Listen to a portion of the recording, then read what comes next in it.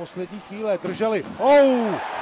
Nerozhodný stav utkání a tady to je nepříjemné, protože Ščotka srazil k zemi jednoho z libereckých hráčů a pozor, je tady hromadná bitka. Nikolas Schaus, Stránský, Ševc, Bárta, samozřejmě také Jaroslav Vlach, který se tam vrhl jako mstitel po Janu Ščotkovi. Tohle je zbytečná dohra dnešního utkání, které bylo do těchto chvil velmi férové.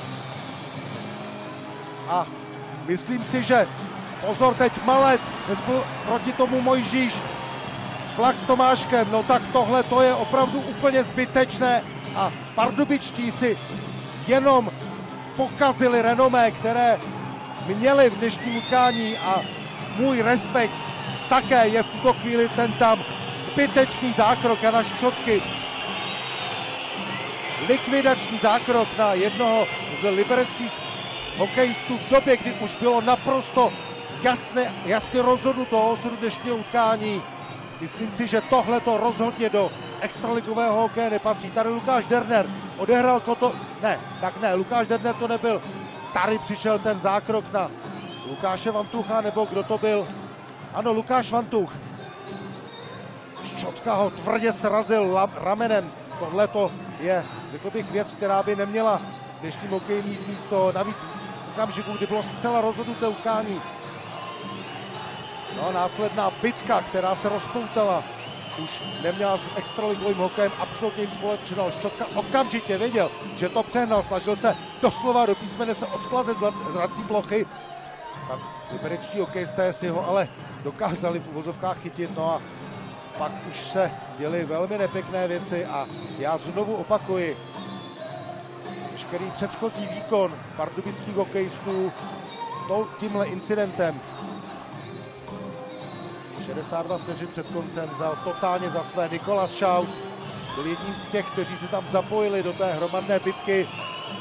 S Janem Stránským si to tam rozdával americký hokejista. Tady ještě jednou vidíme Dernerovo rozehrání na Vantucha a tady Ščotka naprosto bez ohledu na to, kde je kotouč. Vůbec mu nešlo o puk. Chtěl pouze srazit Lukáše Vantucha k ledu. Všimněte si to rameno, kterým nabral. Tady vidíme, že ten kotouč mu Kotouč neměl vůbec na mysli a okamžitě věděl o tom svém průšvihu, takže se snažil co nejdříve se dostat z ledu. Tady to už potom bylo jak na divokém západě. Stránský s Šausem, Jaroslav Vlach si našel Tomáška. Také Kaut tam byl velmi aktivní.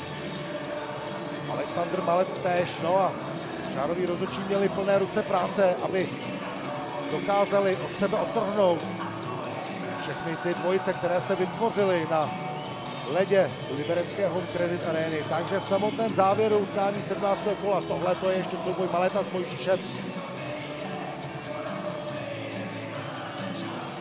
Tohle to nemá už s hokejem nic společného. Tady ještě jednou příčina toho všeho.